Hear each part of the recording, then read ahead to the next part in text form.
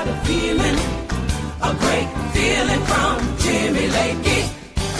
Jimmy Lakey in the morning makes me feel alive. Woke me up this morning, now I'm up and on my way. Oh, oh, oh, yeah, what a great way to start your day, the Lakey way. Well, top of the morning to you. Happy Tuesday. 02-25-25. 02-25-25. Good to have you here. I have it wrong on the show sheet. I got it right on the screen, so I see that. Good to have you here, everybody, all across America. And really, we look at the numbers and around the globe throughout the day. Some of you watch this live. It's 8 o'clock in the Mountain Time Zone, just about 8:01. 10 o'clock a.m. in the Eastern Time Zone. You get the idea. And we look at the numbers and break down some of the videos. And people, hello, Pakistan. I think it's India, not Pakistan. Anyway, wherever you're at, the Near East, the Far East, the Europeans, the Asia, wherever you're at. I'm glad to have you here. My name is Jimmy, unleashed from the confines. That's what we call it, Lakey Unleashed. 20 years of corporate radio, talk radio, and did a little television work because I've got a face for television and a voice for radio. I have the complete package, my friends. I understand that I don't want to remind you that I did in my glory days. I was a Chippendale dancer, and you're welcome. Don't stumble and walk with your Lord, ladies. I know it's tough to imagine all the glory of that, but a little jiggle when you wiggle. Anyway, wherever you're listening to us, I'm glad to have you. If you're live on the program now, you can comment and interact with us. So now that I've been unleashed from the confines of corporate radio, and if you're in, we got Missouri's always showing strong for us. Arkansas is always out there. Alabama, where you at, Alabama? If you're in California, I'd love to hear from you as well. So feel free, jump into the convo and. And I'll go through the guest list in just a moment. Laura Carno, a lot of you tune into Laura Carno. She's ill today. She's under the weather. So if you're setting your alarm for Laura Carno, we're going to do exciting things at 8:30, but it's not going to be Laura Carno. I just want to let you know that. That's also me communicating to producer Chad that I did not communicate that to him off air. She'll hopefully get back on her feet this week and maybe make up another day. But Carno Tuesday's not happening. But we do have somebody of the female gender, female. Holly Swinson's going to be on the show. She is a child wellness expert, and she's going to talk about the Make America Healthy Again and how moms like her are very excited about Robert F. Kennedy and the new administration. So don't worry, it's not just going to be the dulcet tones of a baritone bass male. We're going to get some estrogen in here as well, and that will make the show very much fair and balanced. And that's, we're very concerned about that. Very, very concerned about that. All right, I got a couple of things I want to dive into. First of all, the poll numbers out there. Everybody seen the poll numbers? I saw this interview. I guess James Carville does this interview with Sean Hannity. And Hannity and I don't blame him. I do the same thing. Pulls in all of his buddies out there. And I got to make my screen larger. And Carville's out there saying how bad at looking for Donald Trump. It's all going to implode in about 30 days. Well, the truth is there's a Harvard poll. There's some other polls that have come out. And the bottom line is 52% of Americans right now, at least, would approve wholeheartedly of what Donald J. Trump is doing. Their top thing, they love the DOGE thing. I know they're squawking about Elon Musk, but Americans polling like this trimming of the fat from the government. They also love the deportations. Americans love that. And this is kind of an average of all of them. Do you think that Donald Trump's doing better or worse job as Joe Biden did as president? And again, you can see the GOP says 93% better, 7% say worse, but the Democrats, you just kind of you can read the numbers yourself, but overall 58% of Americans say that Donald Trump is doing a better job than what we had with those Sleepy Joe, demented poopy pants Biden. So anyway, it's fascinating to watch the polling numbers out there, and it's just fascinating to watch. I didn't know we could keep up this pace, the digestion of this news, the information, the conversations that are happening. Everywhere I go, I can't get away from people wanting to talk about DOGE or talk about Elon Musk. And believe me, I want to stop talking about it, but people want to talk about it. People want to talk about how it affects them. They want to talk about how excited I saw. I was with producer Chad a couple of weeks last week, I believe we were together, having a conversation in a meeting, and then we're having a cigar, and then walked a friend of ours named Gino. Gino may be watching. Hello, Gino. I don't think he probably can't work the computer. I don't know if he can. Gino walked in, and I said, "How you doing, Gino?" And he says, "Every day's Christmas." And I said, "What do you mean?" He goes, "Every day's Christmas." And he was talking about, for him, he's a big Trump guy, and nobody can stop talking about it. It's just really fascinating. Am I hanging out in the wrong circles that all my friends are just addicted to the conversation? Producer Chad and I were talking. I believe producer Chad and I were there. We were talking to two of our friends, Tony and Judy. I'm dropping names here because they may be watching as well. And they said, we never watch news in our home. We never watched the news in the evening. We had our shows, you had watched Netflix or whatever, but they said the last 30 days it's been nonstop. Turn on the news and pop the popcorn and watch this going on. Anybody else feel the same way? I mean, it's just really amazing the energy that you sense out there as people are excited about, I guess, excited about what's happening. And again, the approval numbers are pretty high. 52% of Americans give an overall approval of how he's handling things. The story yesterday that everybody was talking about, let me read some comments, by the way. I always encourage you to comment. Jim says, my low-thought Democrat friends would say blue is doing better. Well, they are low thought. And again, unfortunately, that's what James Carville wants you to believe, that that's not the truth out there. The polling number shows that Americans, by and large, like this. Roger says, good morning from the wolf-infested cattle high country of Colorado. Yeah, we got those wolves roaming around, brought to you by Jared Polis, our jackwagon governor, and his husband, Marlon. They love those wolves, and I wish they'd go live with them in Boulder. They should all put them in Marlon's yard and let Marlon raise them as pets. Maybe that would solve the problem, wouldn't it? By the way, this is a side note. It's not in my show notes. Those of you watching in Colorado, there's new numbers out that each wolf is causing about $24,000 of damages is what each wolf is causing. We're bringing them in from Canada. Even Justin Trudeau doesn't want these wolves. Shipping them down, he says, please take them, and we bring them right in here to Colorado. And $24,000 a piece is what they're costing just to have to pay farmers and ranchers right now of everyone they bring in. That's a whole different side note. And anyway, good to have you here. Keep the comments coming over there. For wherever you're at, I'd love to hear from you. I come back to that original question. Are your friends and neighbors as excited and addicted to this DOGE stuff and this Elon Musk stuff and this Donald Trump stuff as my friends are? They're going crazy. They won't stop talking about it. It's all they can talk about. It's all the rage. And I wonder, is it fascination? Is it excitement? It really is bizarre. But the Americans are giving Donald Trump a thumbs up, and they're giving thumbs up on the giving him a thumbs up on the economy. It's going to take a while to get that sorted out, but they're giving a thumbs up on the border and the deportations. You hear that 990 people over the weekend in Houston walked out there. And what's fascinating about this is Tom Homan, our border czar, he's out there on these raids with them. He's watching them. Kristi Noem, our Homeland Security Secretary, she's been out there. And Americans are seeing the polling data. The polling data says Americans like it. And remember the lies we were told by Mayorkas, by Joe Biden? The border is secure. There's not a problem here. And some people believed it. The media believed it, but unfortunately, we were being lied to.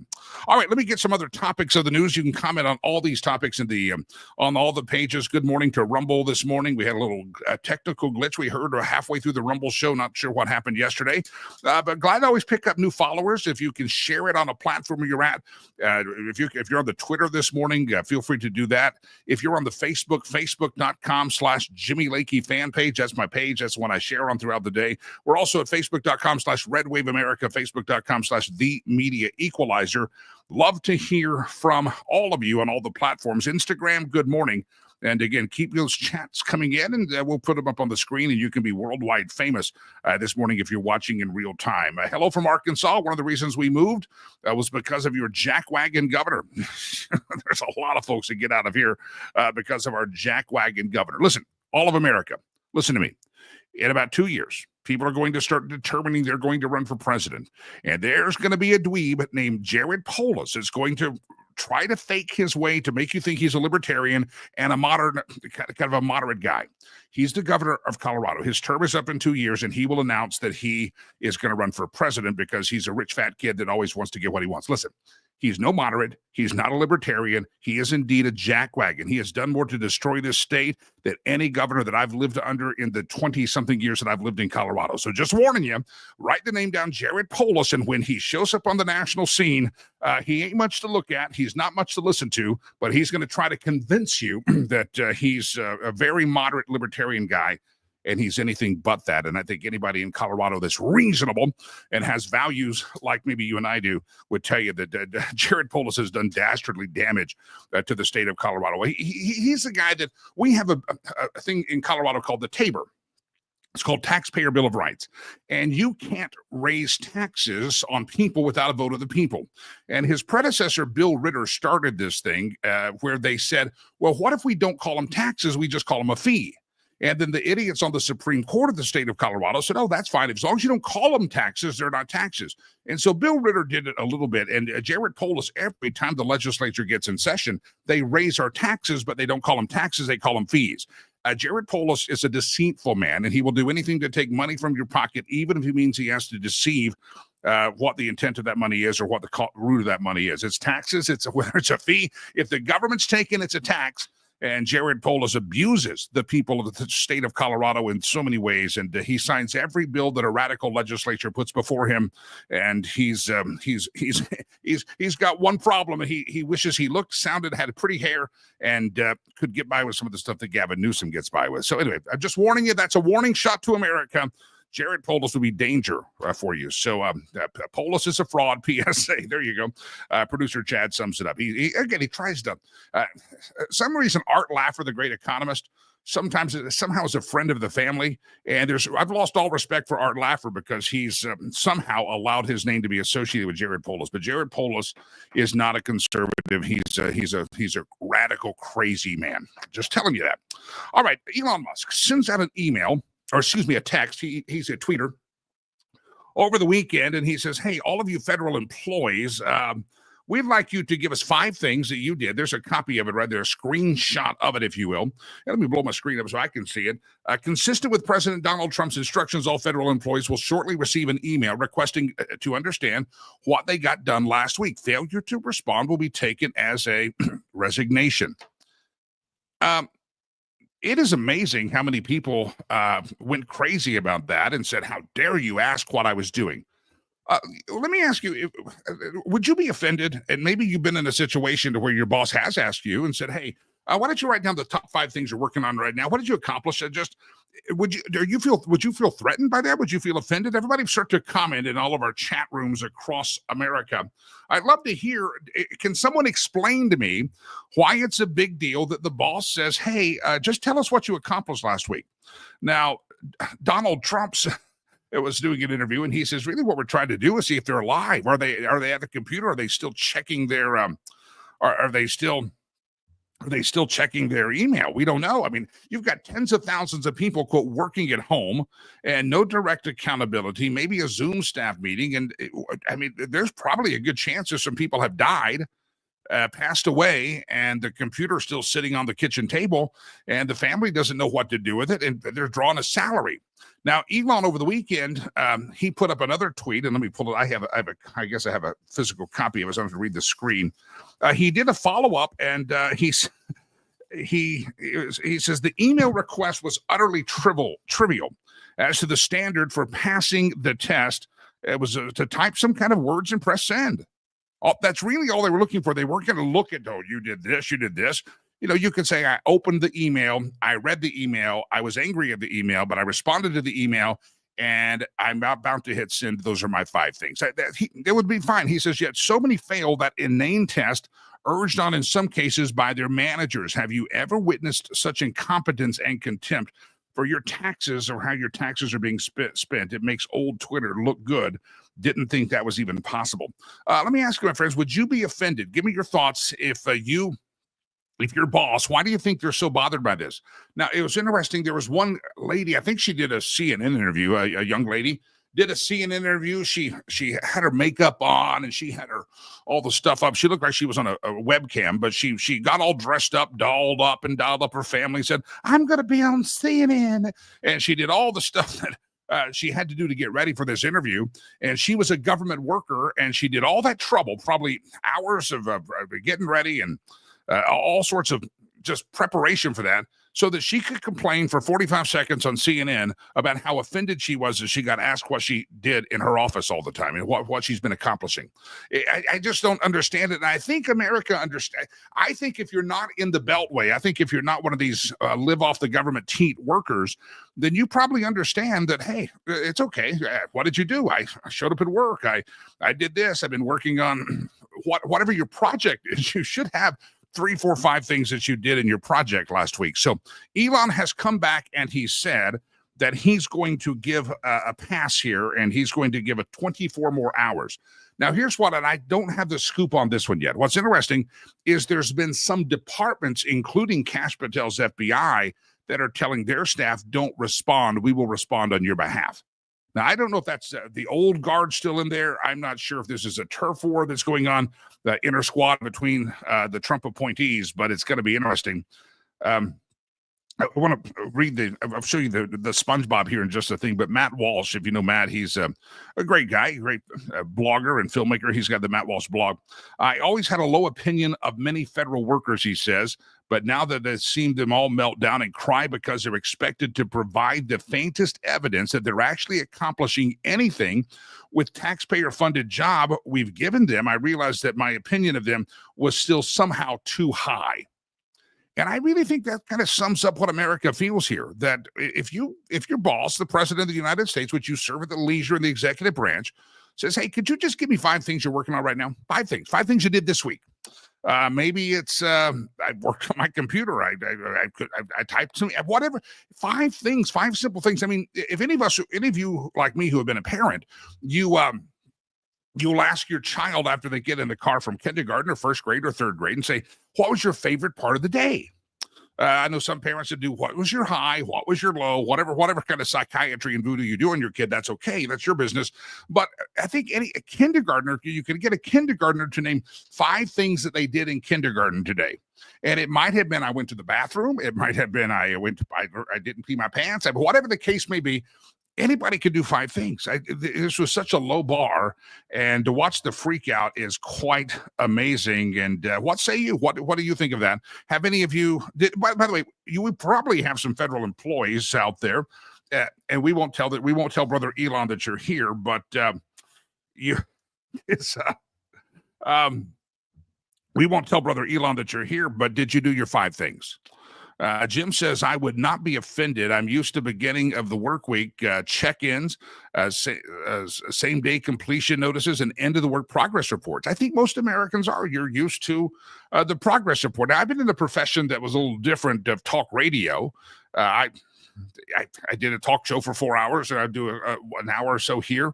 And the rest of the day I did show prep. That was kind of how my day went. And so it wasn't like I was at a desk job, but I could still name 5 things that I did. I checked this website out. I researched this. I mean, I could still name 5 things, even though I have a different job than what most people have. All right. It's going to be interesting to watch, and it's fascinating. Kelly Loeffler, who got appointed to the Small Business Administration, did you see last week, Friday, was her first day in the SBA building, and she walked in and there was no one there. It was like 20 people there. The cubicles were empty. Like a budget had approved new chairs. There were still tags hanging on the new chair. There were no photos. There were no computers. The cubicles were empty. And yesterday, because of the executive order by Donald Trump, she said about 80% of the SBA offices has shown back up. And I heard an interview with her earlier today. They're going to chase down these other 20%, find out where they're at, find out if they're still living. And there's going to be some decisions to be made there. So I think most people understand that that this is not a hard thing to write down 5 things that you have been doing out there. So give me your thoughts on this thing. All right, Elon Musk is saving you some money, right? He's saving us all. Oh, by the way, I got to show you this one. This is probably kind of a short, everybody watch your screen. This is probably a short snippet of what it looks like as these employers are returning to work. This is your 95 minutes into your 30-minute lunch. Here comes Elon. Walking in the break room, huh? We're not used to that. Play that one again there. That's it. in. That's what it's looking like in the federal workplace today. Oops. Why am I here? All right, brother Elon says he's going to save America some money, right? I'm going to play a video here in just a moment of brother Elon talking about DOGE dividends. Have you heard this discussion that of all this money, they've kind of said, they floated the idea. It's been floated. They have to go through Congress, but it's been floated to the idea that let's take 20% of the savings and let's refund that back to America. And that they think that'd be about $5,000 a person, right? And then let's take the other 20% and apply it to the national debt.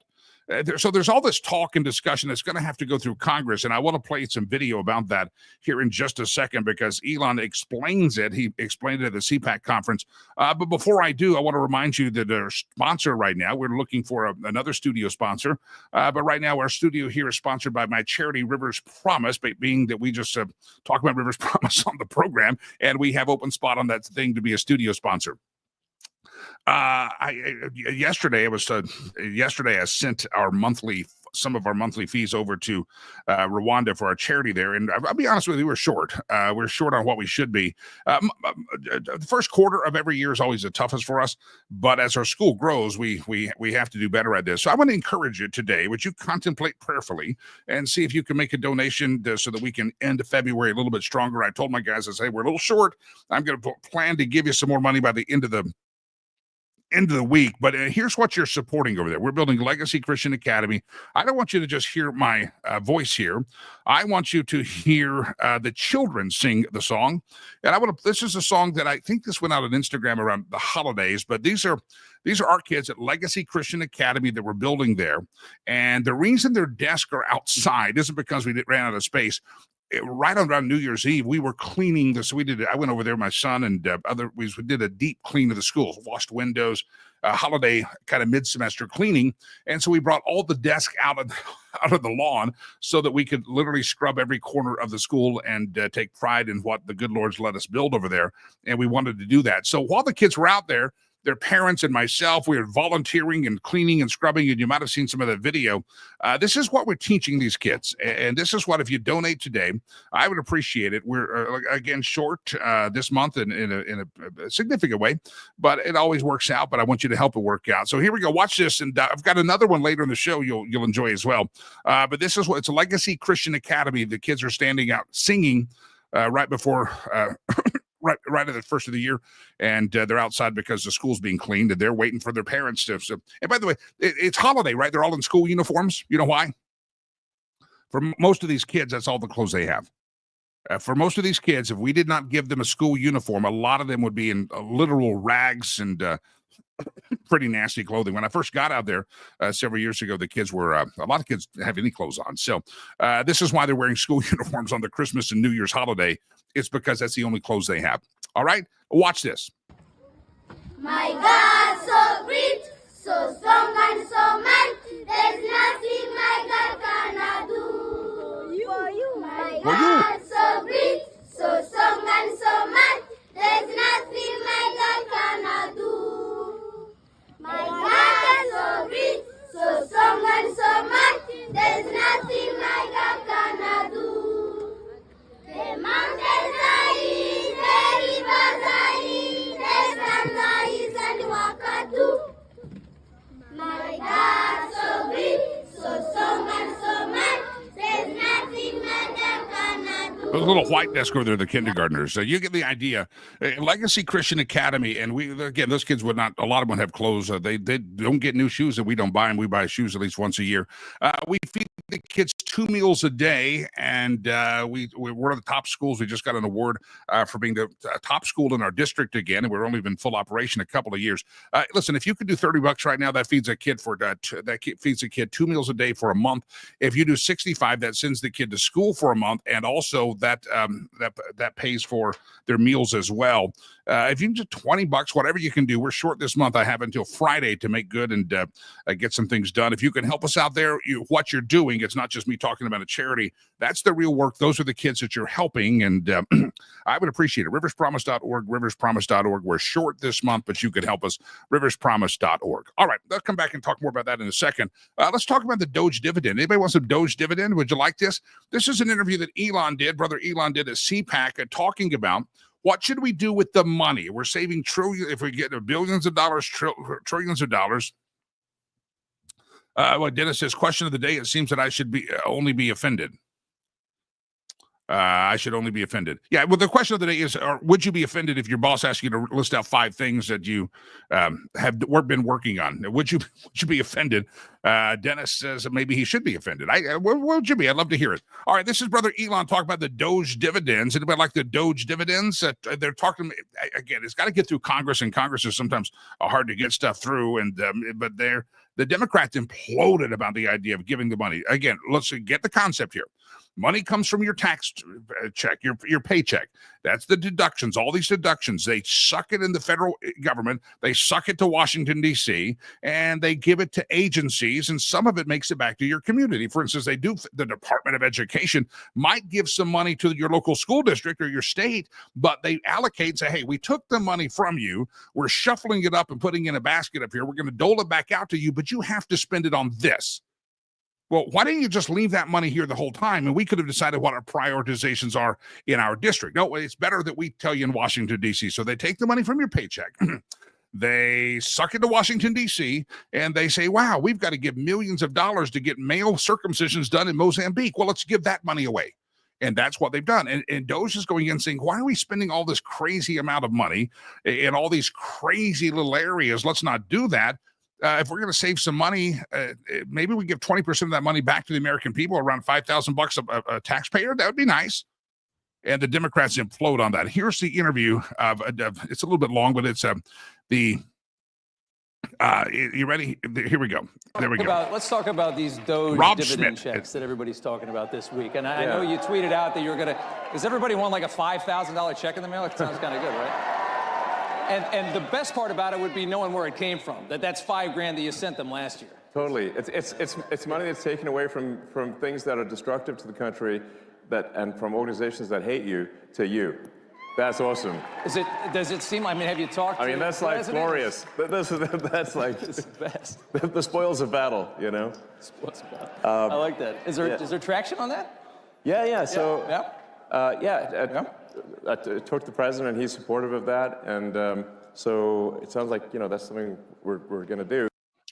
So there you have it. That's something we're going to do. So it's going to be interesting to see. I think all of us would say, you know what, you took that money from me in the first place. So the politicians, the Democrats, immediately started to say, well, we're not in the business of giving our money away. It's not their money. And this is where I think the disconnect has happened. It ain't their money, and they've been taking it from us for a hell of a long time.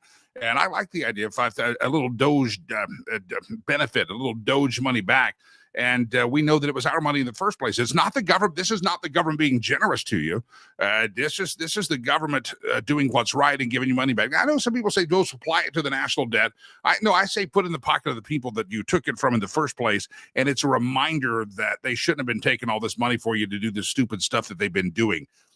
Jim brings up a good point on one of the Facebook pages. He says, well, the states will go back and tax it. Well, that's going to happen. It's like your income tax refund. If you get one of those, it's like they tax it again, where you have to declare it as income.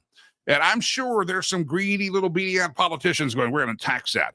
But, if we're not going to put tax on tips, if we're not going to put tax on Medicare anymore, or social, whatever we do, I think when they pass this and approve it, they say it cannot be taxed on income.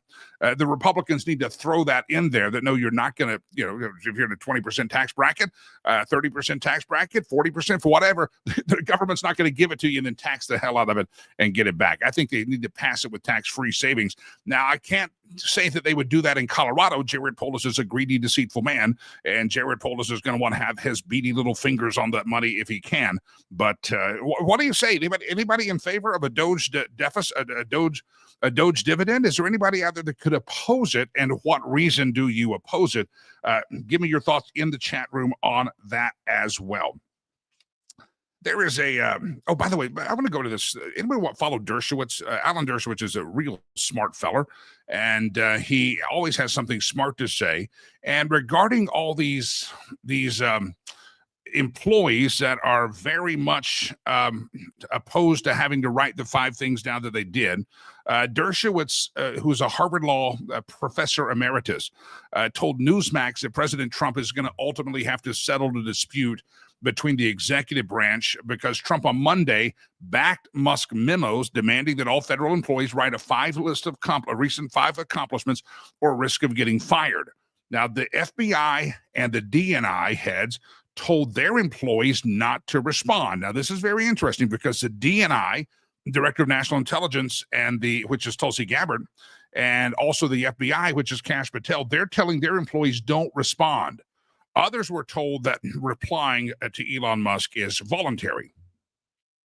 So Dershowitz goes on the show with Greta Van Susteren and says the president ultimately has to decide this.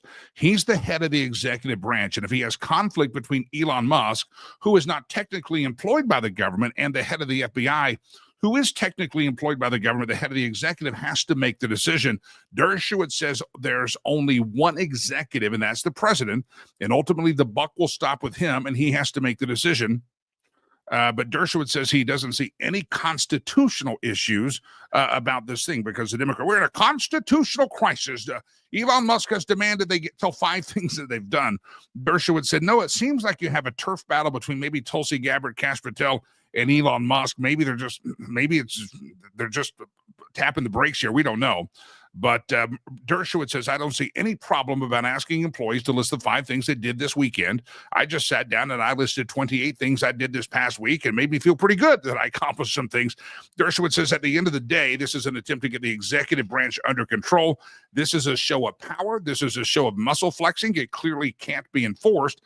This is a work in progress and an attempt to determine what the executive branch is all about. So Dershowitz says we're not in a constitutional crisis, despite what the liberal Democrats might tell you. But it's going to be interesting. So it's going to be interesting to see because Elon has now doubled down and said he gives you one more chance. You get one more chance to send the email with 5 things. And the DNI and the FBI so far have said, don't send an email. We'll take care of it here. Give me your thoughts on this. Who do you side on? I like Tulsi. I like Kash. I like Elon. I'm sure they all have reasons and methods behind their madness.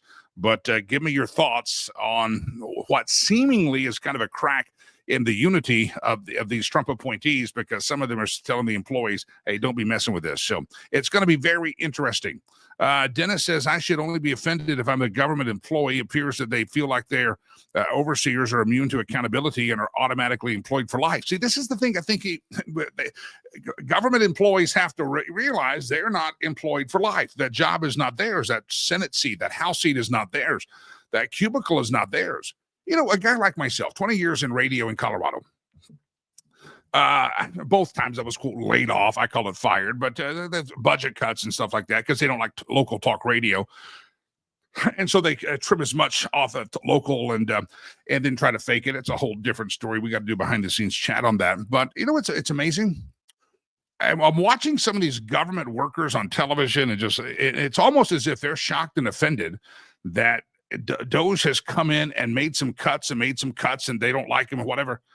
This is what's been going on in the private sector for years. I mean, this is what's going on in the private sector for years. I can name just last year when the company that I was working with cut 10% of their staff like in a week's period. No one raised an eyebrow. It wasn't lead story in the news. Nobody even knew it. I mean, I was one of the fallouts of that, but they just with a hatchet came in there. Well, it's a government, so you need to be a little bit more. Well, it's still people, it's still humans, it's still employees. And I just am amazed that sometimes the government workers seem to be a little bit more delicate, a little bit more pristine, a little bit more soft-handed than those in the private sector, because those of us in the private sector are used to budget cuts and used to things being cut and programs being cut and our jobs being cut. It comes with it, and yet nobody shows up with a camera in front of our face and says, well, Jimmy, you're a talk show host. You're not a critical employee. Well, I think the freedom of speech says you're a critical employee. You want as much freedom of speech as you can. These are radio stations that are licensed by the federal government to serve the local community. Many of them are not serving the local community. There's nobody local in the damn building anymore. They're lying and deceiving to keep their licenses, in my humble opinion. That all across America it happens. So it is a similar matter. They're contracted with the government to provide a product to the community, and they're not fulfilling those products, and but they cut their workforce. So there's a lot of parallels. I'm just saying that a lot of these government folks seem to be a little bit more delicate, a little bit more light in the loafers, if you will. They can't take a good beat down when they get one. Those of us in the private sector have been beat down for a long time. All right, I want to play a Patreon piece for you. If it's Mary Graybar, I played this yesterday. If what I talk about supporting the program, I do this free. It's a labor of love by producer Chad and I. And by the end of the week, we check the numbers on all the platforms: Red Wave America, Media Equalizer, Facebook.com/Jimmy Lakey fan page, the Twitter, the X, the Rumble. We repeat some on Truth Social. I think we're going to add TikTok soon, Instagram. By the end of the week, it totaled up thousands of people have watched this little streamcast on a daily basis. Thousands of people watch, right? You just got to total it all up, and by the end of the week, thousands have watched the thing. Thousands. Oh, so anyway. One of the ways you can support this free little product is to go to patreon.com. We got another interview that drops there today, patreon.com/Jimmy Lakey. And I do interviews there that some of the topics we talk about there would actually get us banned off of like the tube that starts with a U. They don't like you talking about Fauci and stuff like that. And we also want to go longer on these interviews. I've got a fascinating interview tomorrow with a J6 prisoner. It's going to be behind the paywall. Shane Jenkins is going to be with me. So there's things on the paywall, patreon.com/Jimmy Lakey fan page that you may get a snippet of here, but they're really, I think, more in-depth interviews. And it's only $9.95 a month, and you're going to get more than your money's worth. It's a 7-day free trial. If you haven't subscribed, I would ask you to subscribe at patreon.com/Jimmy Lakey. And this is Mary Graybar, Dr. Mary Graybar. She wrote a book about debunking FDR. This dropped last week. And this last time I'm going to show you, you're going to have to go watch the rest of it. This last time I show this one. Mary Graybar, Dr. Mary Graybar, talking about Teddy Roosevelt, FDR, the different factions of the Roosevelt clan, and did they really interact? Roll the tape. This is a highlight from the Patreon interview. Talk about his cousin Teddy. Teddy was older. Did they? I'm looking. I need to look at birth dates and death dates. Was there interaction between Teddy and FDR in the younger days, and even their families? You know, there were two branches of the family. There was the Oyster Bay branch, and then there was the Poughkeepsie Hudson River Valley branch. So they were, a distance apart. There wasn't that much interaction. And of course, Teddy Roosevelt was a Republican, and James Roosevelt, Franklin's father, was a Democrat.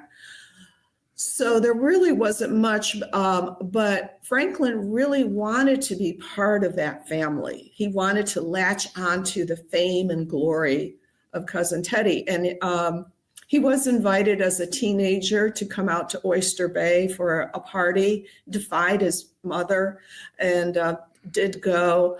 And he deliberately sought out cousin. And Teddy Roosevelt came and gave a few lectures at Groton at his school, and was welcomed as this big hero.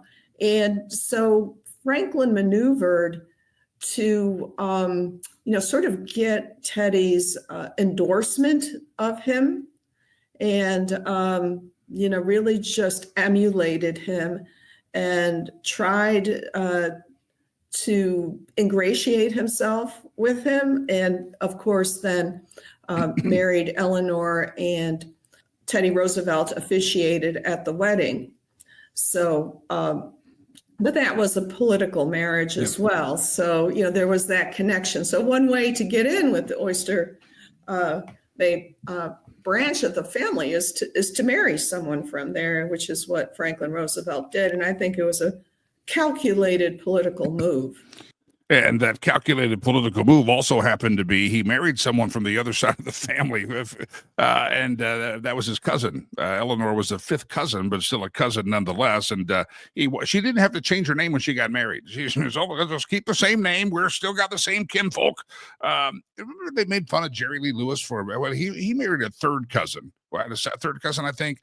Eleanor married, and Franklin were fifth cousins. I mean, this is not a question of the day, but it makes me wonder, how many of you are watching that married your cousin? Anybody know that? Do you know anybody that married their cousin? Is that still a thing? Is it legal? I don't know. I guess a fifth cousin you could do. All right, back to the question of the day. I think Jim has a great comment I just saw pop up 5 minutes ago. Government employees do not like taking their own advice from 4 years ago when dealing with pipeline builders. Remember, Nancy Pelosi and all of them said, you can get training to do something else. We can train them to do something else. They worked in the oil field. We're going to kill the oil industry. They get training to do something else. Well, all the government workers can go get trained to do something else, right? That's what they can do. I think they could if they wanted to. All right. I'm going to go out and play that. So that's the question of the day. If you're just joining us, the question of the day is, would you be offended if your boss ever asked you to write down 5 things that you've done? Is that really a difficult assignment? It seems as if, and again, I think what they're saying is that we need you to check in. We haven't heard from some of you in a while. We want to see if your email still works. We want to still see if you're alive. I mean, literally, did anybody, tens of thousands of employees, surely someone passed away and their computer's still sitting on the table and the wife or the grandkids don't know where to send it back to. I mean, we're just trying to have a little welfare check here. Everybody sound off. Give us 5 things. Maybe you could have said, tell your funniest jokes. Whatever the case may be, say something. And so far, a lot of folks have not said something. And if anybody's got inside scoop as to why Kash Patel and Tulsi Gabbard told their teams don't reply, again, did that come a direct order from Kash or Tulsi, or was that something that they're just now getting their feet in there? There's people still kind of operating until they get their feet wet. We'll see, but they have another chance to send the 5 things. And if anybody can tell me why you should be offended, feel free to let us know, but that doesn't seem bothersome to me. Now, if I got an email from a boss, hey, tell me the 5 things you worked on last week, it would probably let me know, wow, it is kind of an intimidating thing that you're kind of being narrowed down to 5 things, and how are they going to judge these? But if you've got the 5 things and you're putting in an honest day's work, then just let the chips fall where they may. But a lot of folks really offended by it. I'm sure it's not a comfortable email, but they're offended by it. A moment ago, we saw that video of Elon Musk sitting and getting interviewed by the guy from Newsmax. And the Conservative Political Action Committee, that's what CPAC is. They throw it around on news like it's, everybody knows what CPAC is. It's Conservative Political Action Committee, an annual convention, and CPAC, they do good work. And maybe next year, if the good Lord allows it, we should do this show live from CPAC, assuming that we survive. You never know. You never know in the world. It's a very expensive hobby. But they did a poll at CPAC. And they said, who's the most trusted for news? Where do you get your news and information? And I don't know if they narrowed it down to television, but I'm assuming that's where everybody went, was television. And at the CPAC conference, people decided that they trusted Newsmax as the most trusted source in news out there. Is that I'm just curious, who is your most trusted? I've got some friends that want to watch, I think they're still on One America Network. I've got some friends that swear by News Nation, some of these more obscure news channels. I've got a friend that for a while was say, you got to watch Cuomo. He's very fair. And I would watch it and go, that's not really fair. He still has a tilt. Just because he has a Republican on doesn't make it fair. So, and now I've heard another friend say I can't watch him anymore. The guy, Cuomo on News Nation, has gone full tilt crazy, loony left. Well, that's his roots come out. You can't fake fairness when you're not a fair person. It's just not a fakeable thing. You can't fake that you want to hear both sides whenever you don't want to hear both sides, or when you think the other side are a threat to democracy. So anyway, let me ask just a quick question. Love to have some quick questions here. Who do you watch the news from? If you turn on cable news, if you turn on the television news, who is your most trusted source? Now, if any of you say ABC, NBC, specifically, if any of you say CBS, we're going to have to do an intervention on you. Surely not. Anybody thinks that the network news channels out there are giving you anything fair, you are sadly mistaken. Matter of fact, there's a story at the bottom of my show sheet. I was going to get to it later, but Newsbusters has done a report in which big media is pretty much silent on DOGE. They're not talking about the savings. They're just like, well, don't talk about this because they think they know people like it. People enjoy the savings. And so big media has gone silent. I have that story right in front of me. Let me just share a little bit of the detail of it. But where do you get your news from? Just curious for all of you out there. I don't, as I said, I don't watch wall-to-wall cable channels. I go and watch some of the guests that I know are going to be on there. And this is a shorter show than I used to do, so I don't even do it as much. But I'll try to see who Hannity has on as a guest. I'll kind of flip around to see if anybody guests. And I can pick up so much of it just on the YouTube or Newsbusters or where, and kind of get the run of the gamut. I don't necessarily watch. I mean, it may be on in the background at times because if there's breaking news, I want to know about it, but I'm not necessarily consuming the news all the time. Like a lot of folks just sit down and that's their evening show anymore. Big three, ABC, CBS, NBC networks are freaking out over the Trump administration's cuts of their beloved big government programs. They have filled their broadcasts with sob stories of federal workers losing jobs and fear-mongering over how this may hurt everything from food and airline safety to how fast the IRS can issue the refunds. What they've hidden from their viewers is how Elon Musk and DOGE have already saved hardworking American taxpayer billions of dollars by canceling boondoggle government contracts. So it's an interesting study that definitely not the most trusted name in news. ABC, CBS, and NBC. There was a story, and I have it here somewhere. They ran a story about something of the this is hilarious. They ran a story about because of cuts at the, is it HHS or HUD or some kind of cuts, that now there's a homeless crisis in America. And I'm thinking, it's been 30 days. You cut some of the top echelon of one of these federal government agencies, and suddenly those are lending to 10 cities. Did these 10 cities not exist? I mean, in the great state of Colorado, anybody has to go to parts of, let's work down the I-25 corridor. Fort Collins, downtown Denver's a hellhole, a cesspool of idiocy. There's places that buses will not ride in Colorado Springs. They've ended bus stops here because of people living under bridges there. But yeah, because of the DOGE cuts a week ago, supposedly now there's a homeless crisis. That's how ABC, NBC, and CBS are covering the story. Anyway, just another question of the day. Throw up there, and all the chat rooms love to have you comment on that. Where do you get your news? At CPAC, they said Newsmax is the most trusted name in news. Betsy says Fox News, Fox Digital, and Lakey. Well, I appreciate being in the mix there. As the redheaded stepchild of conservative media, I appreciate Betsy out there. Betsy, you're my favorite. Jim has a good point. We're trying to get to the bottom of why would FBI Director Kash Patel and Tulsi Gabbard tell their staff don't reply to the Elon Musk email. The new FBI and DNI leadership probably do not want the potential of leaking future operations. Jim, you have to unpack that for me. I'm not sure how giving the 5 things you've done I'm not sure, but feel free. It's a great point. There's got to be a great point. All right. Welcome to the show, everybody. Nice to have you here. Again, Jimmy is my name, unleashed from the confines of corporate radio, therefore Lakey Unleashed. And here we sit and go through the news of the day. A couple of questions of the day. The main one is, would you be offended, and why are people being so offended that Elon Musk has asked, hey, give us the 5 things you did last week. Just 5 things. Just name 5 things you did last week. I think it's a very fair question. And the other one, if you want to jump in on, who do you trust most for news and information? Now, there was a time that Fox News would have been top on all those lists, and Fox News is no longer top on those lists.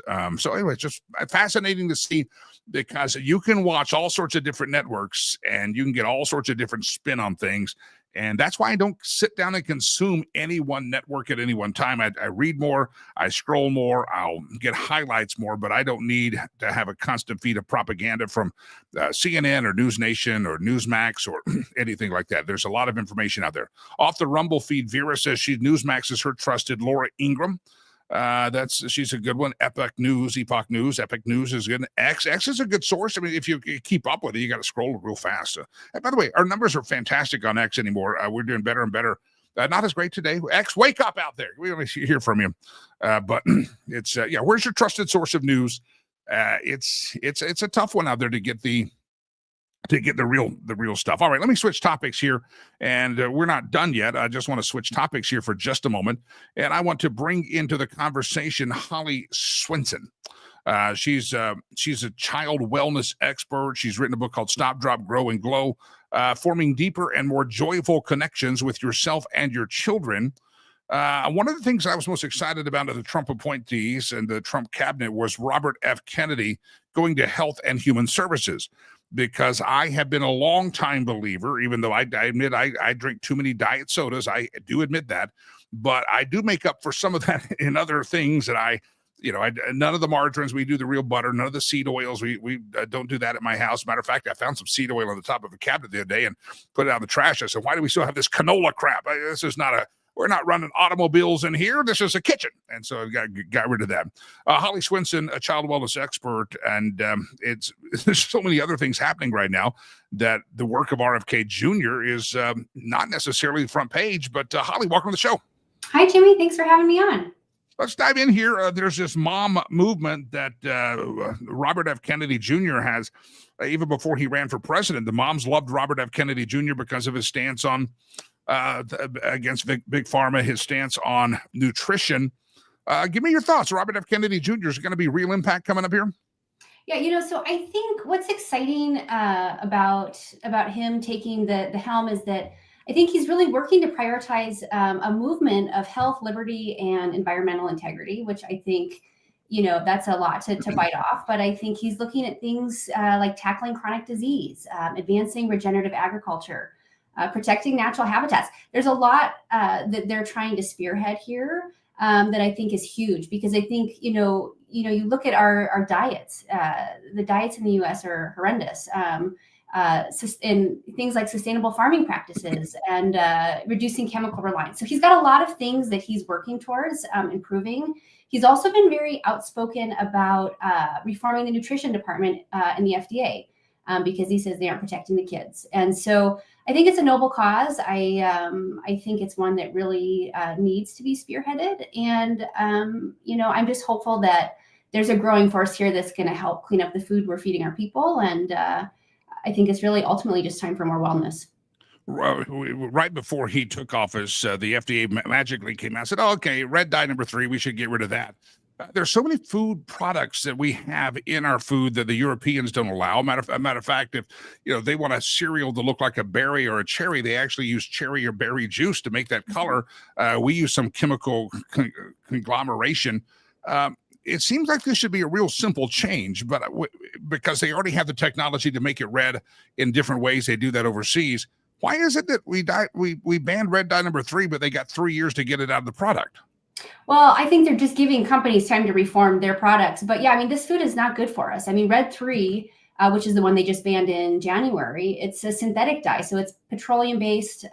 It's not good for you. It's what gives, food and drinks that bright cherry red color. And really they're using them just because they enhance the visual appeal. So they look shinier, they look prettier, but they're much worse for you. And there's actually currently 36 FDA approved color additives, 9 of which are synthetic. And so I think the other piece here is that I think consumers really have to wake up to what they're eating, what they're buying, and start reading labels, become more aware of what you're ingesting. I think it's really an important piece of your own health and wellness. Has it become a difficulty? Obviously, the old adage, if you shop around the edge of the grocery store, you're probably going to get better stuff than if you go in the middle where all the processed food is. But in the world we live in, it takes 2 incomes to run most households. You got to have mom working, dad working, sometimes working multiple jobs in the recent economy. And so it just becomes so much easier to walk up and down those middle aisles and grab something quick for the kids. That's parental responsibility, but a lot of times it said nutritious on the box. It was, said high fiber, so we still bought the processed food. We have responsibility, but we're being deceived by some of this stuff. Just because it's in those middle aisles and says healthy doesn't make it healthy.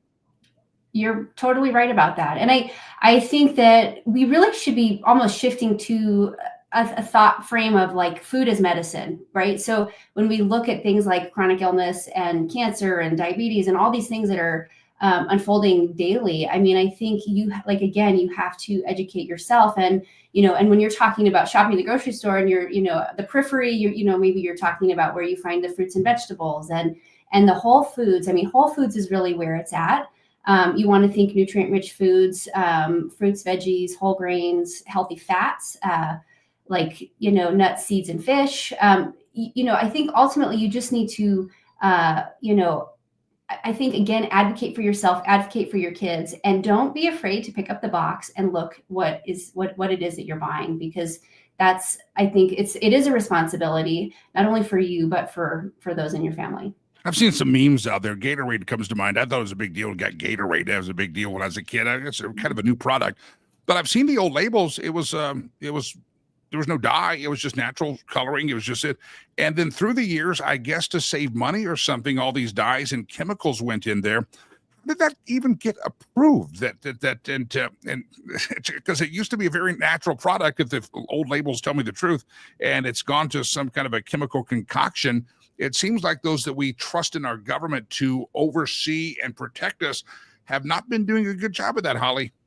Yeah, I think, you're totally right. And I think, if I'm like speaking to Red 3, for example, and talking about trust, I think that the thing that's hard for me to totally comprehend is they did studies on Red 3 in the 70s and 80s, and it was actually banned in 1990 in cosmetics. But for whatever reason, they allowed it to continue to be put into foods and ingested drugs. And so, Red 3 is getting put in things like baby food, candies, different things that are being fed to our people. And so I think that does bring trust into question when they know these things make people, not feel good. And especially for our kids, you're talking about things like with these dyes, they can cause things like hyperactivity, impulsivity, kids with ADHD, it can worsen symptoms. And so I think, there is a responsibility not only for the consumer, but also I think the FDA needs to be putting things in our food that make sense and that don't make us sick or not feel well. Yeah. The voice of Holly Swenson. I know some of you sit at your cubicle pretending to work, and maybe you're at a government employee typing out your 5 things that you did today. Don't listen to Lakey. That's not part of your job, but you're listening to the voice of Holly Swenson if you're not watching the screen. Holly, you have written a book I aforementioned, and I want to remind people they can get a copy of it. It's called Stop, Drop, Grow, and Glow, Forming Deeper and More Joyful Connections with Yourself and Your Children. Tell people about the book and tell people where they can follow you out there in the World Wide Web. Sure. So writing my first book, Stop, Drop, Grow, and Glow, really was just a deep calling in a way that I could be of service to parents everywhere. My book is really a 4-part framework for helping parents find their thrive instead of feeling that they're just barely surviving the extended season of parenthood. So there's a lot of great tools and wisdom tucked within this book. It's available on Amazon, Barnes & Noble, anywhere you buy your books. It's also available on Audible and anywhere you buy your audiobooks. Again, Holly Swenson, the name of the book, Stop, Drop, Grow, and Glow. That's a tongue twister. Forming deeper and more joyful connections with yourself and your children. Holly, I appreciate you hopping on this morning. Thank you very much. We'll talk again very soon. And appreciate you being here, a part of the program this morning. All right, speaking of kids, I made this plea earlier. I've spent the 2 most important days of a person's life: the day you're born, the day you figure out why. And I spent my life, I thought I'd be all sorts of stuff, thought I'd be a politician. But really, I'm on the plan of doing my best to take care of some kids in Africa based on a promise that I made to my son. And that's the logo you see behind us, Rivers Promise. I know some of you are new to the program every day. I want today to encourage you or ask you to contemplate and consider a donation to the charity. It's a 501c3 organization. Every year, look, traditionally, January, February especially, are really difficult. People, recovering from the holiday spending and holiday travel, and so sometimes they're not necessarily thinking of charitable giving at that very moment. But this week, I sent some money over to Africa, and I had to send a note to my guys. I said, guys, I'm a little short here. I'll do my best to get you the rest of it by the end of the week. And we're running Legacy Christian Academy, and your gift, I'll give you the scoop on this thing. $30 buys a kid 2 meals a day for 1 month. So do the math. $300 buys 10 kids a meal for 2 times a month. We feed our kids at our schools 2 times a day. A lot of schools over there don't feed them anything.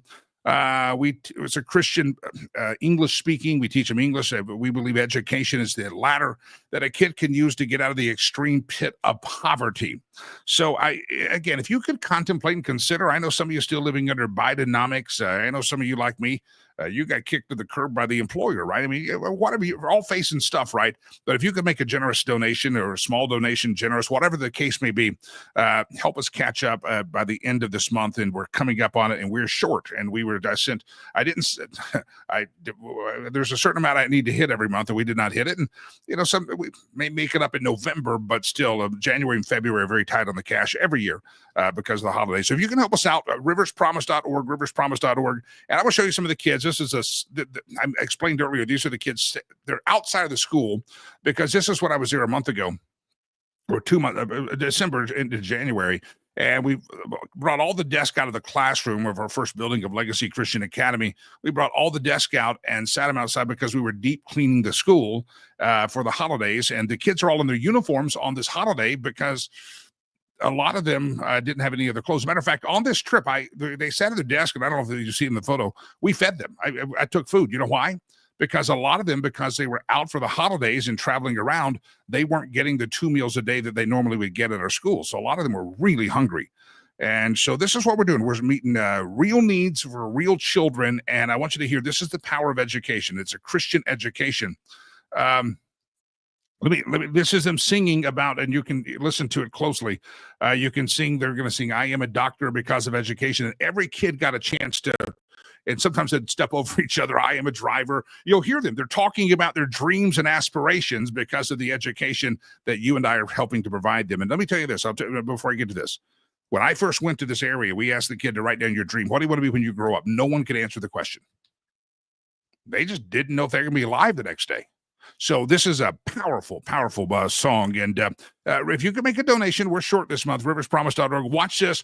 I filmed this myself, and I think you will enjoy it. Listen closely. They all have some dreams, and we're going to help them get there. I am a doctor because of education. Oh, come and let's see the use of education. I am a pilot because of education. Oh, come and let's see the use of education. I am an engineer because of education. An engineer, he said. Oh, come and let's see the use of education. I am a driver because The driver. He's doing the driving motion.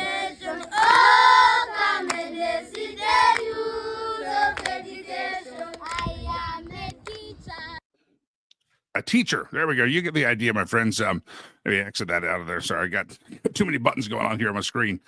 You get the idea, my friends. If you could make a donation today, I'm not trying to turn this into a Jerry Lewis telethon, but I figure since I have your attention and we have the platform, we should use it to do some good out there because the world's a very screwed up place. And we're trying to help these kids, and you can help them. All right, let's go through the question of the day. Then I got a story I want to comment on. From the Congo, perhaps you saw this story. It's a horrible story. Congo's right across the border from Rwanda. Matter of fact, on January the 1st or 2nd this year, I was on the border of Rwanda and Congo. Not going to cross it. That's a dangerous place to go. But I was there on Lake Kivu with my son and his friend, and I'd have a driver take me to that international border crossing. And Goma's the capital, and they've got mercenaries in there. It's a mess. It's what it is. A very dangerous place, and I'll give you the story here about Congo in just a moment. So you hear our kids singing about Christian songs. ISIS just beheaded 70 Christians in churches in Congo, just across the border from Rwanda. So we'll get to that story in a second. But the question of the day, would you be offended if your boss said you have to, let me read this one. In most companies where I've worked, I had to give a weekly stand-up call with my manager to discuss projects I'm working on, capacity for additional work, and other things. I said, this is fair. There's different trends of leadership where, everybody, I've seen this, instead of having a conference room meeting, everybody stands around the cubicle, everybody kind of goes around and talks and okay, dismiss, it's 10 minutes. And that way it doesn't feel like a burdensome meeting. Well, when you have government employees that have been remote for years and they just send us an email, we can't go to the water cooler. We can't have a pizza party today because you're not in the office, so send us email. But man, these federal workers are offended that they have been asked to do this. I love that. I didn't show the SpongeBob one. Show the SpongeBob, producer Chad.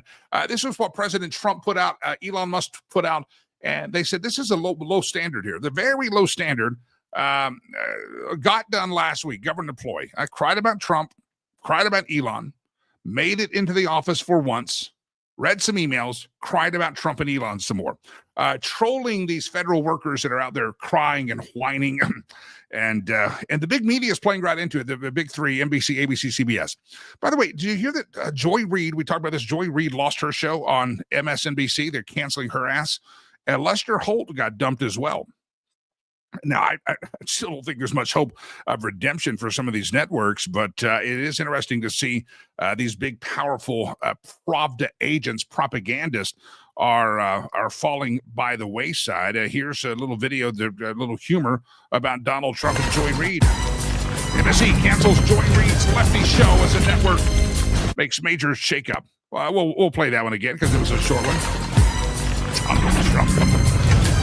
They thought they'd bring him down instead. Joy Reid. And Joy Reid, does she have any talent at all? I mean, you watch that thing, other than bad haircuts, to see what kind of weird hairstyle she has going on. I don't think there's any reason to watch it. I mean, I don't know. She's a race-baiting idiot. That's bad. Lester Holt, somebody pointed out, too, they were talking about one of the reasons the FBI and national intelligence may not want them to be sending emails is because maybe they're blind copying people like Lester Holt and local activists. Maybe, but if they want to CC Lester Holt on these are 5 things I did last week, I don't think they're going to. I don't know. I don't think that's going to matter.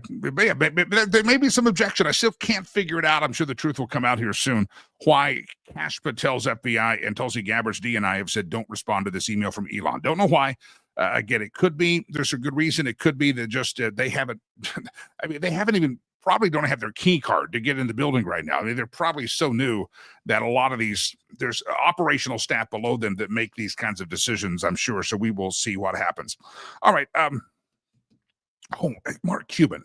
I may have to get to some of this stuff tomorrow. I may have to get to some of Mark Cuban is, I think, trying to save face. He was, a matter of fact, we have Tevi Troy on, I think, tomorrow or this week, and it'll be a good time to talk to him about the titans of industry coming together with the Oval Office and how the history of that. And Elon Musk is, of course, a part of that.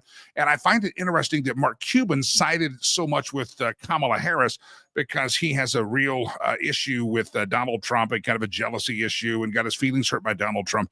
But Cuban goes out and he does an interview and he confesses that the Democrats are really screwed up. And yet he was all in the election time. We'll get to the Cuban story, I think, tomorrow. That's going to be a very, very, very fun story. All right, again, question of the day out there is, do you think that is it offending if your boss asks you to give some information regarding what you did last week? I don't think it's offensive at all. Let me do some loose ends here, if I may. I want to get to the story in the Congo, but this was by popular demand. I told you yesterday that if you go to facebook.com/Jimmy Lakey fan page, facebook.com/Jimmy Lakey fan page, I post things there throughout the day. Some of you requested this one. I saw some of you sharing it. This is a great explanation of where your money is going, and this is what DOGE is finding out. And it's not just going to crazy employees that don't want to list 5 things that they did. It's going to all sorts of countries in which our government is probably has no real business there, but we're inserting ourselves in places where we should not insert ourselves. So one more time, you can find this at my Facebook page. It was very well received yesterday, and I want you to see it. And we may not play the entirety of it here, but it's at facebook.com/Jimmy Lakey fan page. United States, Canada, Mexico, Panama, Haiti, Jamaica, Peru, Republic, Dominican, Cuba, Caribbean, Greenland, El Salvador, too, Puerto Rico, Colombia, Venezuela, Honduras, Guyana, and still Guatemala, Bolivia, then Argentina, and Ecuador, Chile, Brazil, Costa Rica, Belize, Nicaragua, Bermuda, Bahamas, Tobago, San Juan, Paraguay, Uruguay, Suriname, and French Guiana, Barbados, and Guam. Norway and Sweden and Iceland and Finland and Germany now one piece. Switzerland, Austria, Czechoslovakia, Italy, Turkey, and Greece. All right, it goes on and on. You got to go watch it. Facebook.com/Jimmy Lakey fan page. Facebook.com/Jimmy Lakey fan page. Facebook.com/Jimmy Lakey fan page. Hey, kiddos, I want to remind you about our great realtor, Sherry Cree, a sponsor of the program. HomesWithSherry.com. HomesWithSherry.com. Listen, I was emailing with Sherry yesterday. And I said, Sherry, I know a lot of times people start in Colorado sensing warmer weather, and they think, well, the kids are going to be at school. Maybe I should start contemplating my next path forward in real estate. It's easier to go out on a Saturday when it's not freezing and look at homes and things like that. And so, listen, a lot of you do. You start thinking of real estate. You start thinking moving. You're thinking the kids are going to be out of school. You're thinking, hey, next fall, I'm going to be an empty nester. I want to keep the big house that I live in now.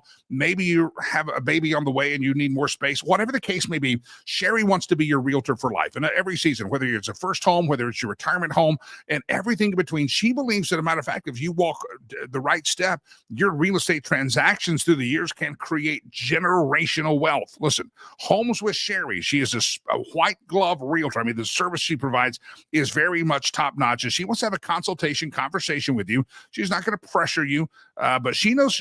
Matter of fact, if you've got a difficult situation, the homes that You want to buy a home and a distressed home, all the things that she can do. She's been doing this for a while. The bottom line, and she's going to help you out. Homeswithsherry.com. Remember, we support those that support the program, and I'd love for you to support Sherry Cree. Homeswithsherry.com. Homeswithsherry.com. That's her website, and you need to reach out to her. And again, just have a conversation. It's free consultation, conversation, review, and maybe maybe you're 6 months away. Maybe you're ready to go now. Maybe you're a government employee that moved here and you got to get out of here and go back to Washington, D.C. to go to work. There's all sorts of scenarios out there. Sherry's going to help you. And again, she wants to be a realtor for life. And so whatever phase of life in real estate you're in now, let her help you. I would recommend her to you. Homeswithsherry.com. Fort Collins out to Fort Lupton. I know we appeal all over the nation watching, but Fort Collins, I-25 corridor in Colorado down to Colorado Springs, Aurora. She will make sure you don't move into a neighborhood infested by Tren de Aragua too. She's good at that. She knows. She can spot it.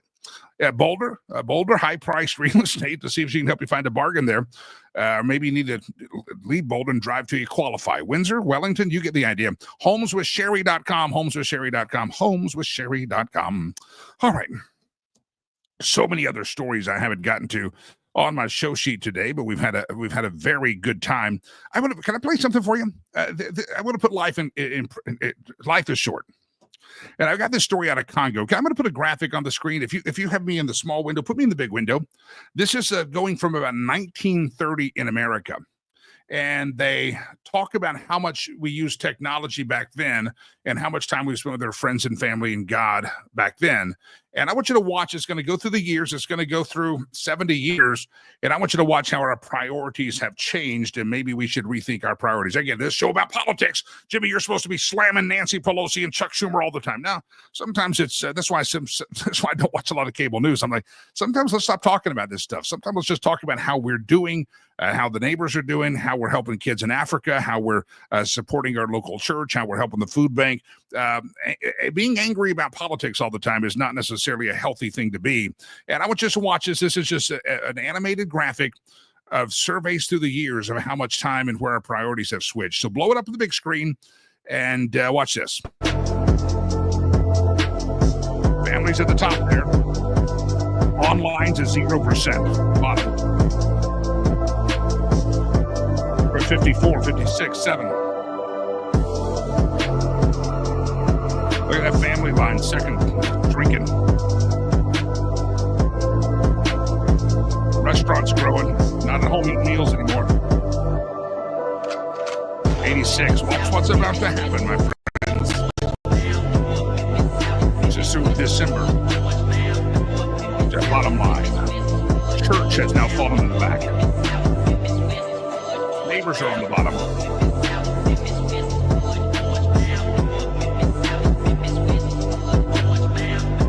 There you get the idea, my friends. It's a scary. Let me put this out on the Facebook page as well, and it's a good chance for us to rethink our priorities. And I was talking to L.A. Marzulli on one of the interviews on the Patreon page, and he talks about how we're all doing this. And we're all looking at our phones all the time, and we're missing this right here. And sometimes let's put our damn phones down and just look around here. And again, maybe and when I say your phone, maybe that constant news feed that you're constantly watching, that constant feed of Newsmax or Tucker. Again, some of us do this for a job. Some of us have talked about it for years.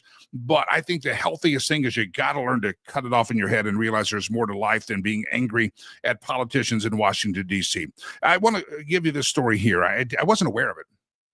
But I'm on the Instagram and I follow a couple of influencers. I just follow people. If I see them, I like them. And then I'm like, who the hell are you?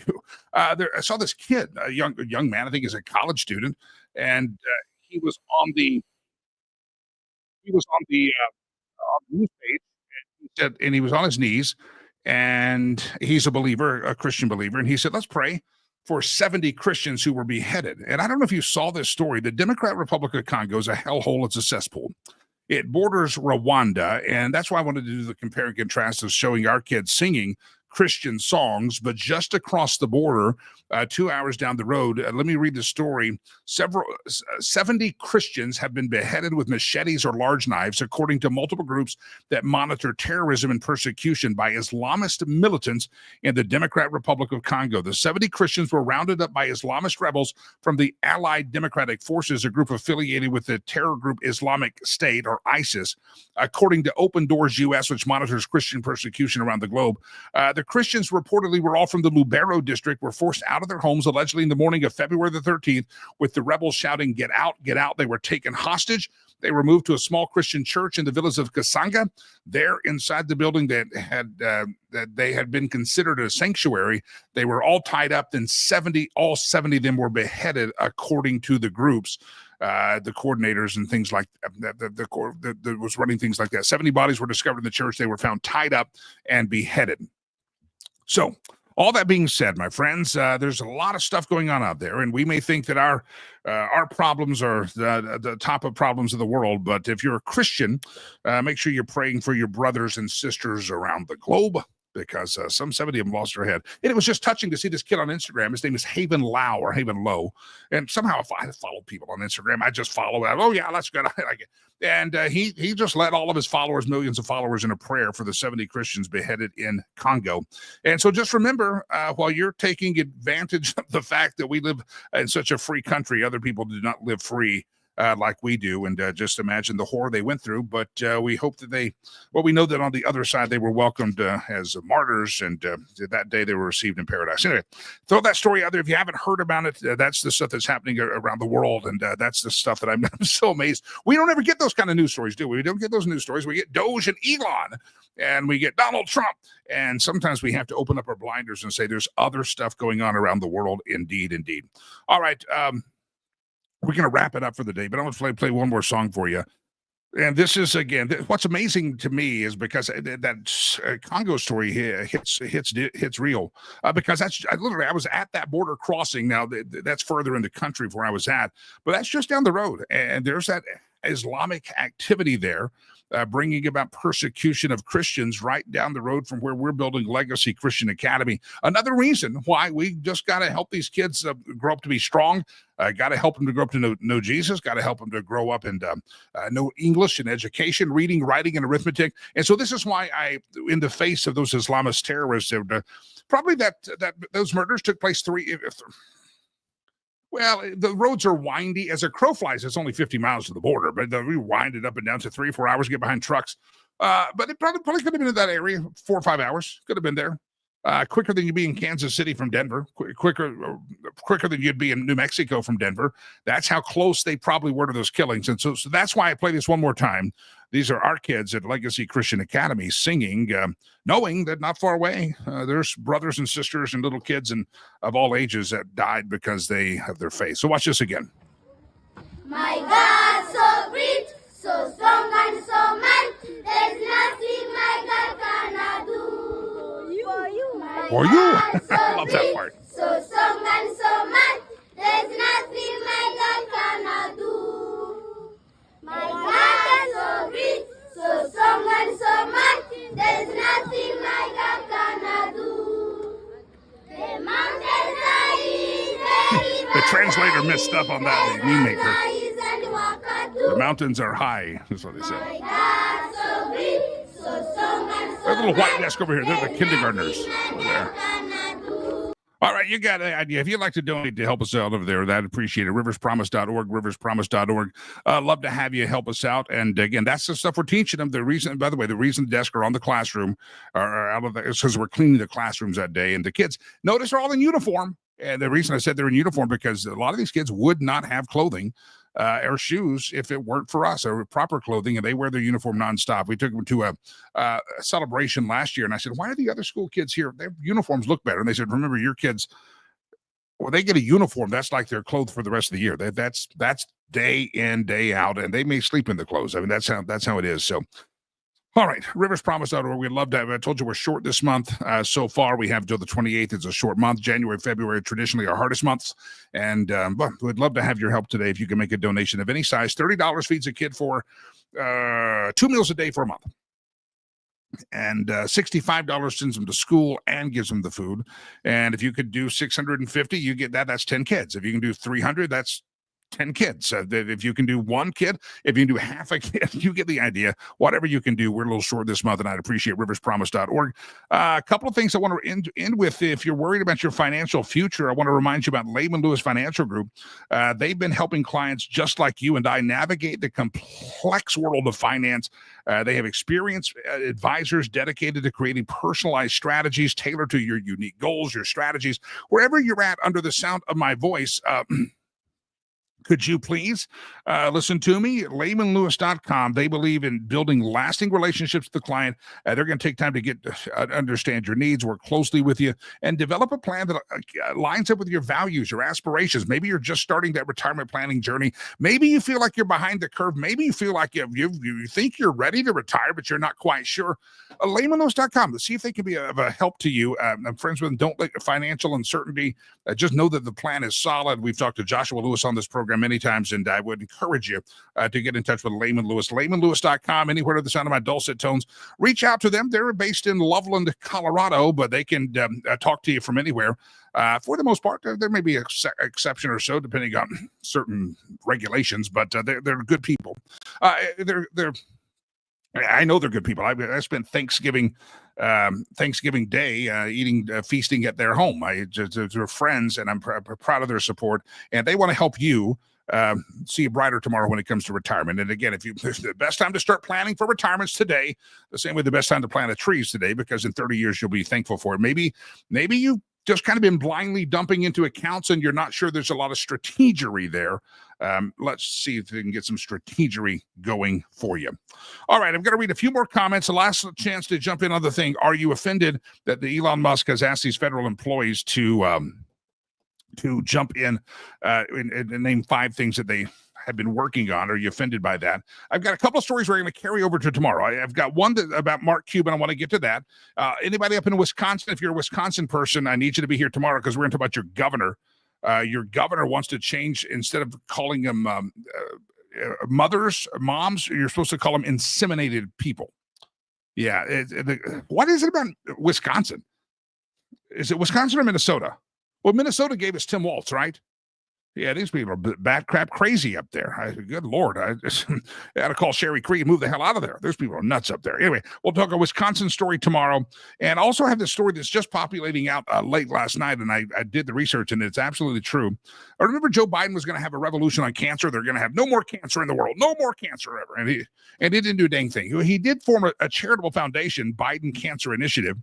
It's a nonprofit founded by Joe Biden. He founded it in 2017 when he left the White House. But so far, they have spent the majority of their funds on salaries and administrative costs rather than on research. Over its 2 years of operation, the organization raised about $4.8 million, and $3.7 million of that was allocated for staff compensation.